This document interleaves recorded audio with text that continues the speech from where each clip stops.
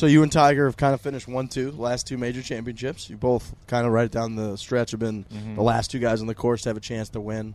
As a guy who obviously grew up like a lot of the younger guys now, like watching Tiger and all that, what's that like being in the mix with him?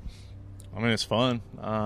It's exciting. I'd say Augusta's back nine was probably one of the wildest back nines I think I've been a part of. It was good for the game. Good that he won. I think everybody wanted to see him win.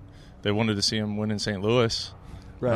I mean, I'm not dumb. I know the whole crowd was cheering for him. If I wasn't playing, I'd have been rooting for him. But I put some mean tweets out about you. I did apologize right afterwards. No, I saw him. Yeah, I'll be honest. My boys back home, they're not afraid to send it to me. So whatever y'all say, whatever y'all have said, I've seen it. Right at the end, I did. I tweeted out, like, I just want to take everything back I said about Brooks Koepka. I was really emotional in the moment. Yeah. I told him. I was texting with him while we were down there. I told him I was coming on, so they were laughing.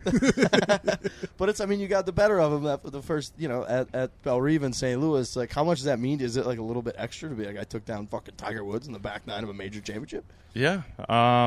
It's a nice feeling. I mean, that's what you wanted, like, when you're a 7-year-old kid or when you're thinking about it. Like, I wanted to go down to the wire with Tiger and beat him. And then when you do it, it's, man, this is pretty cool. Crazy. I like this. It's like creating a player in a video game. Yeah. So he's doing it in real life. It's nuts. And then at Augusta, it's probably the worst feeling. Right. You get beat by him, but hey, he played good. He made it seem closer than it was.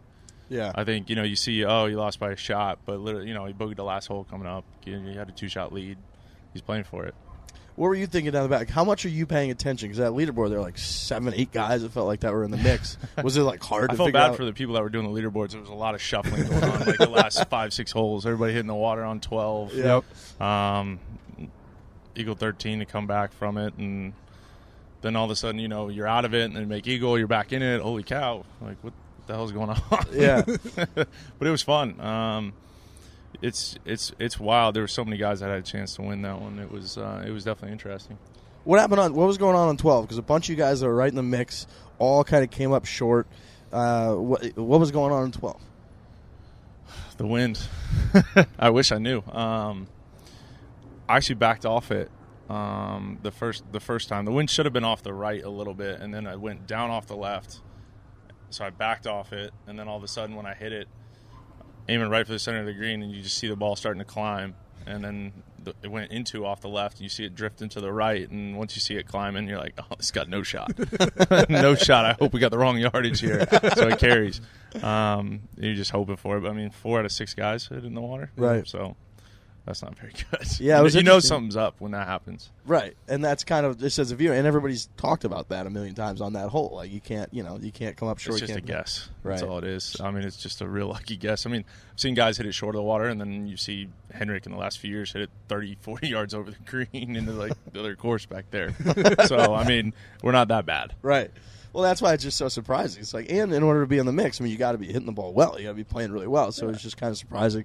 It was interesting, too, to hear Tiger talked about when he said he was coming down 11, he watched you hit and saw you hit, and he was like, well, I know Brooks flights the ball better than I do. And he was like, I'm pretty sure he hit a 9-iron.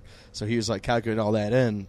You hit a 9-iron there? I did, and it sucks to go first on that tee. Yeah. It's the worst. You have no idea what's about to happen. It's really bad. But, yeah, I mean, he got the advantage of seeing, the 3 of us go and 2 of us hit it in the water. So he knew what was up. He's smart. To go back to Bellerive a little bit, I'm a St. Louis guy. Mm-hmm. How awesome were the fans? How loud were the fans out there? Dude, that's awesome. I love that place. The fans are cool, man. It's a good sporting town. That's what you want when you go to play. We don't get fans like that every week, so when you do, it's quite fun. Yeah, it was rowdy. I mean, that was about as rowdy a crowd as I've ever heard. Oh, yeah. I think coming down my 16th hole, we looked over to the left, and you got 18 right there, right by the grandstand. I think Tiger was coming up 18, right when we were going down 17. It was unbelievable how many people were there. I've never seen that many people at a golf tournament. It was pretty cool. That's awesome.